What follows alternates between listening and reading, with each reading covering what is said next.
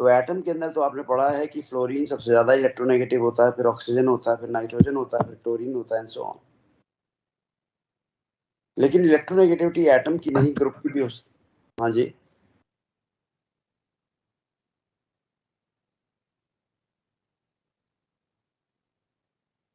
Electronegativity electronegativity किसी group की नहीं, एक एटम की नहीं, ग्रुप की भी हो सकती है। तो किस पे डिपेंड करती है? ऑब्वियस सी बात है, इलेक्ट्रोनेगेटिविटी पॉजिटिव चार्ज पे डिपेंड करती है। What do you mean by positive charge?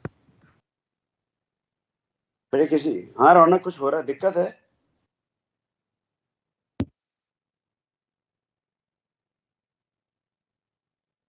बार बार तुम अनम्यूट हो रहे हो।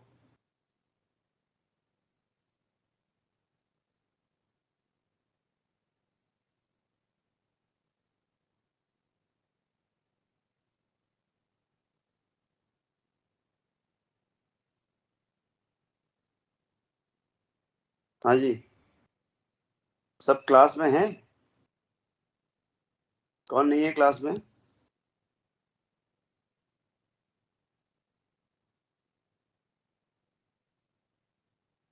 तो इलेक्ट्रोनेगेटिविटी पॉजिटिव चार्ज पर की डायरेक्टली रिलेटेड है।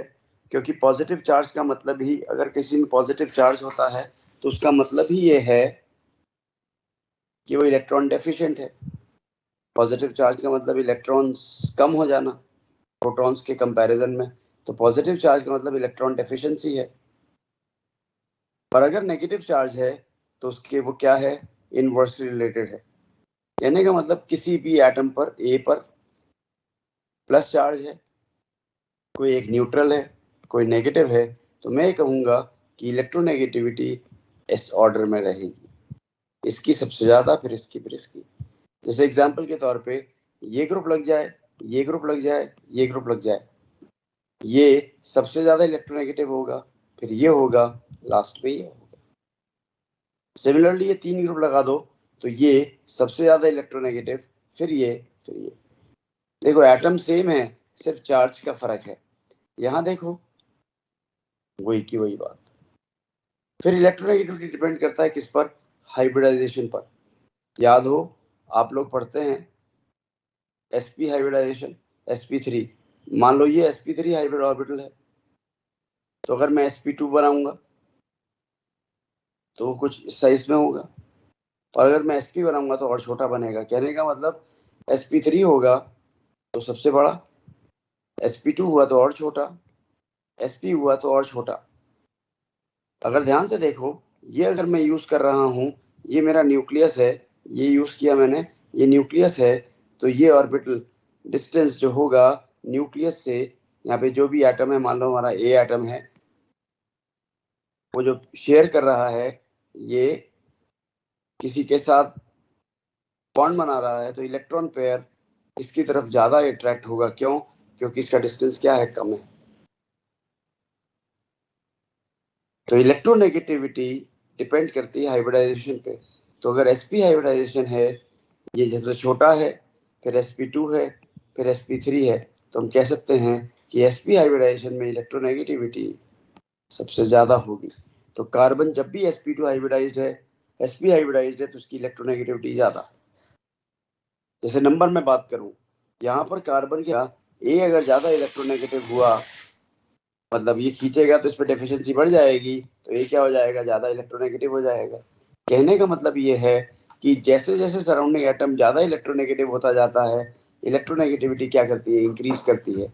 जैसे अगर ये ग्रुप है और ये ग्रुप है, तो कौन ज्यादा इलेक्ट्रोनेगेटिव हो गया? CF3 ज्यादा इलेक्ट्रोनेगेटिव है।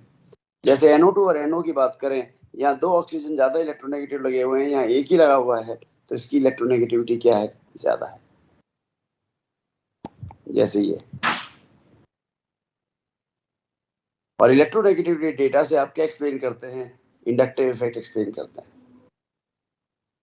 तो इलेक्ट्रोनेगेटिविटी इन सब चीजों पे डिपेंड कर रही है। फिर solvents are required when reaction occurs in liquid state solution phase. देखो सॉल्वेंट की बात करें, सॉल्वेंट क्यों जरूरत है? हम सब जानते हैं जो रिएक्शन है वो दो तरह से हो सकते हैं, या तो वो गैसियस फेज में हो सकते हैं या वो सॉल्वेंट फेज में हो सकते हैं। अगर गैसियस फेज में है तो उस बात ही नहीं, सॉल्वेंट फेज में तो सॉल्वेंट का इंटरेक्शन भी होने लग जाएगा। तो सॉल्वेंट किस किस तरीके हो सकते हैं वो देखने की बात है।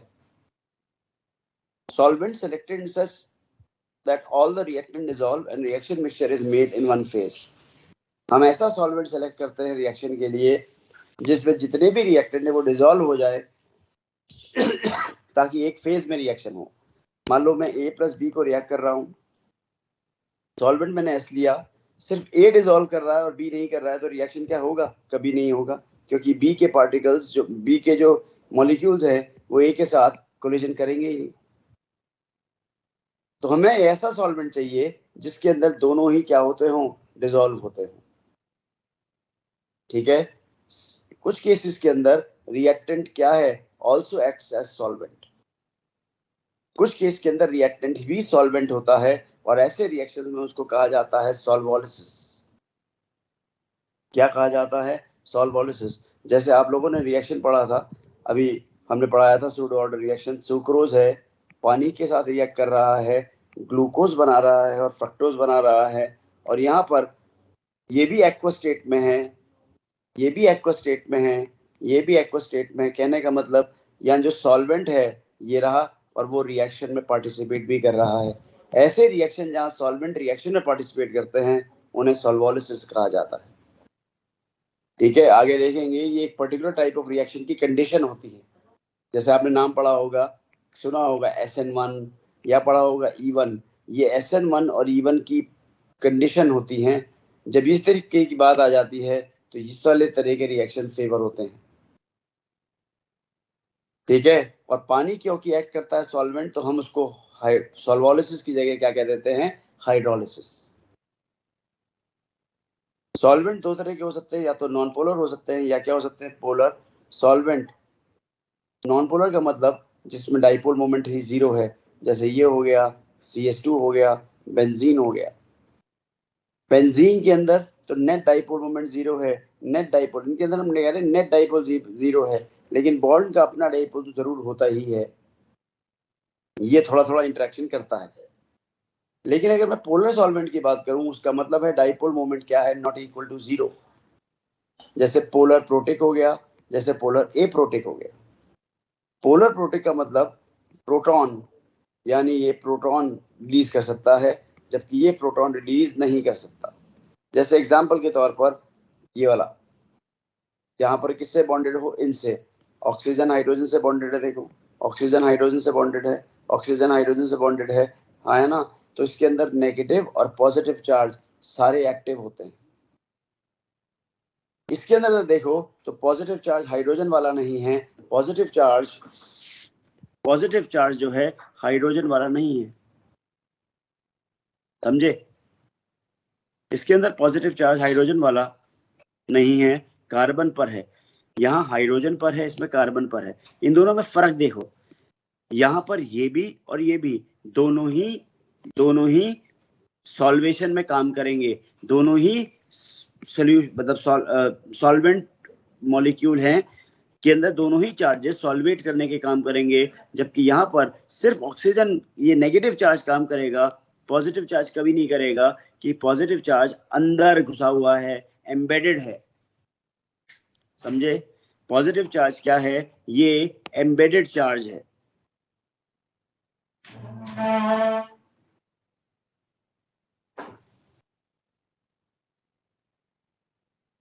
ये एम्बेडेड चार्ज है। तो ये एम्बेडेड होने की वजह से कभी भी रिएक्शन में पार्टिसिपेट नहीं करता। मतलब रिएक्शन क्या, सॉल्वेशन पार्टिसिपेट नहीं करता, सॉल्वेशन सिर्फ इसमें होता है। कैसे? जैसे मान लीजिए हमने NaCl को बेंजीन में डाला, तो ये नॉन पोलर है, ये पोलर है, तो इनके बीच में कोई इंटरेक्शन नहीं होगा। Just give me a minute.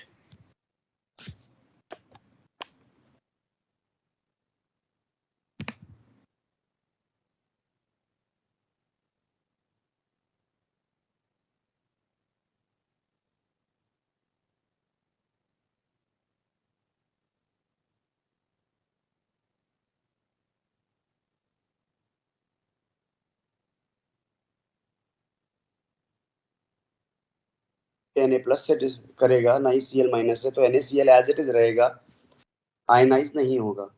लेकिन अगर मैंने पानी डाला होता तो पानी के अंदर हम सब जानते हैं पॉजिटिव पार्ट भी है।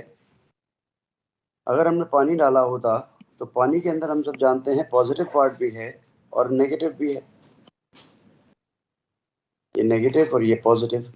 तो ये पॉजिटिव जो है Na+ आयन, ये नेगेटिव जो है वो Na+ आयन को सराउंड कर लेगा, और ये पॉजिटिव जो है Cl- को सराउंड कर लेगा, जिसकी वजह से Na+ और Cl- के अंदर क्या होगा ये तो एक दूसरे से दूर सेपरेशन हो जाएगा, एक दूसरे से दूर दूर चले जाएंगे, जिसको आप लोग आयोनाइजेशन भी कहते हैं। और आयोनाइजेशन के बाद इनमें Na+ और Cl- सराउंड भी कर लेंगे, जिसको आप सॉल्वेशन कहते हैं। तो यहाँ पे क्या हो गया, सॉल्वेशन हो गया। लेकिन जैसे ही मैंने इसको डाइमिथाइल सल्फोक्साइड में डाला, डाइमिथाइल सल्फोक्साइड ये होता है, इसके अंदर अगर ध्यान से देखो तो सल्फर का पॉजिटिव चार्ज क्या है, एम्बेडेड है। तो इसमें सिर्फ कौन पार्टिसिपेट करेगा, नेगेटिव, यानी सिर्फ Na+ को सराउंड किया जाएगा, Cl- सराउंड नहीं होगा। आयोनाइज जरूर हो जाएंगे लेकिन Cl- सॉल्वेट नहीं होगा, ये नेकेड रहेगा, ये सॉल्वेट रहेगा। I hope with this example आप लोगों को पता लग गया कि किस तरह से सॉल्वेंट एक्ट करता है किसी भी रिएक्शन के अंदर। ठीक है, तो नॉन पोलर रिएक्टेंट जो होगा वो क्या फेवर करेगा, नॉन पोलर सॉल्वेंट, और पोलर सॉल्वेंट क्या रिएक्ट करेगा, तो पोलर रिएक्टेंट क्या फेवर करेगा, पोलर सॉल्वेंट। और अगर मेटल यूज करते हैं तो मेटल अगर मैं ऑर्गेनिक कंपाउंड में रिएक्ट करता हूँ तो हम सब जानते हैं मेटल तो डिसॉल्व करेगा नहीं कभी ऑर्गेनिक कंपाउंड में, किसी भी कंपाउंड के अंदर। क्यों, क्योंकि ये इनऑर्गेनिक है, ये ऑर्गेनिक है, तो ये तो करेगा नहीं। तो मेटल का रिएक्शन जैसे बर्ड्स रिडक्शन देखते हैं, जैसे हम लोग देखते हैं वुड्स रिएक्शन, इन सब में हम ध्यान से देखें मेटल के साथ जनरली जो होता है वो कौन होता है, ईथर होता है। तो मेटल जब भी रिएक्ट करेगा तो कॉमनली हम लोग क्या यूज करते हैं, ईथर, या ईथर का कोई भाई बहन यूज करते हैं, समझे, ताकि वो एक फेज में आ जाए। ईथर में क्यों करते हैं, क्योंकि ईथर R2O है, ऑक्सीजन पे लोन पेयर है, और मेटल है, मेटल के पास एम्प्टी d ऑर्बिटल होंगे या एम्प्टी ऑर्बिटल्स होंगे, जरूरी नहीं d, एम्प्टी ऑर्बिटल्स होंगे। तो लोन पेयर क्या कर सकता है, इन एम्प्टी ऑर्बिटल्स के अंदर अपना कोऑर्डिनेट बॉन्ड बना सकता है। कोऑर्डिनेट बॉन्ड बनाएंगे तब ये एक कंपाउंड बन गया, और ये कंपाउंड अब क्या हो जाएगा, सॉल्युबल हो जाएगा ऑर्गेनिक कंपाउंड के अंदर। इसीलिए ईथर करते हैं, इसीलिए ईथर यूज करते हैं। जैसे वुड्स रिएक्शन में ईथर यूज कर रहे हो, फ्रैंकलिन रिएक्शन में ईथर यूज कर रहे हो, वुड्स फिटिक रिएक्शन में यूज कर रहे हो, फिटिक रिएक्शन में यूज कर रहे हो, सब में ईथर यूज कर रहे हो, यही वजह है, समझे। लेकिन जहां रिएक्शन को हाई टेम्परेचर की जरूरत होती है वहां हम ईथर साइक्लिक यूज करते हैं, क्योंकि इनका बॉइलिंग पॉइंट ज्यादा होता है। जैसे टेट्राहाइड्रोफ्यूरान हो गया, जैसे एल्काइल हैलाइड को मैग्नीशियम से रिएक्ट कर रहे हैं डाई ईथर में, तब जाके ग्रिग्नार्ड रिएजेंट बन रहा है। लेकिन अगर इसकी जगह ये वाला मॉलिक्यूल होता तो हमें ज्यादा टेम्परेचर की जरूरत होती, तो हम क्या यूज करते हैं, THF यूज करते हैं। फिर कुछ केसेस में हम लोग और साइक्लिक ईथर बड़ा यूज करते हैं, इनको कहते हैं क्राउन ईथर्स। क्या यूज कर रहे हैं, क्राउन ईथर्स यूज कर रहे हैं।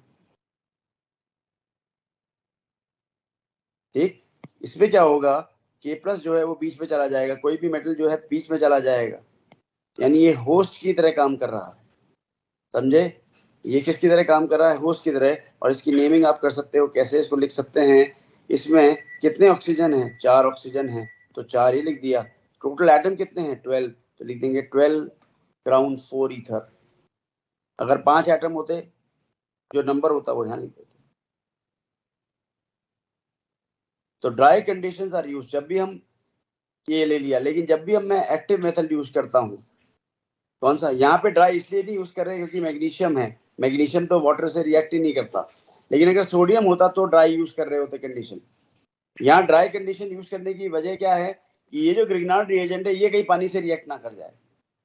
लेकिन बाकी जगह ड्राई कंडीशन यूज करने की वजह ये है कि जो मेटल है वो इतना एक्टिव ना हो कि वो वाटर से रिएक्ट कर जाए। जैसे वुड्स रिएक्शन में सोडियम है, पानी से रिएक्ट कर सकता है, समझ रहे हैं, लिथियम में पानी से रिएक्ट कर सकता है, इसलिए वहां पे ड्राई कंडीशन यूज करते हैं, समझे। Dry condition is used when reacting metal is active like sodium और product formed reacts with water. अरे कोई स्कूल जा रहा है क्या? तो मैं क्लास कल करूं फिर, या शाम को करूं?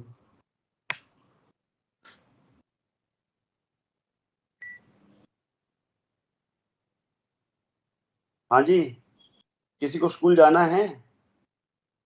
यस सर, शाम को रख लेना आप क्लास। अच्छा, चलो। मैं शाम को कितने बजे रखें?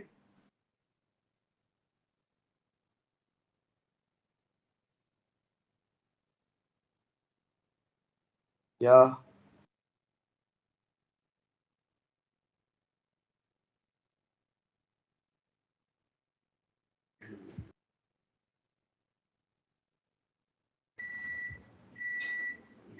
शाम को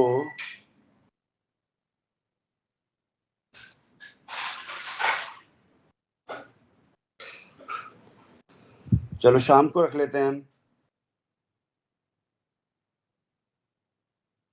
9 o'clock रख लें?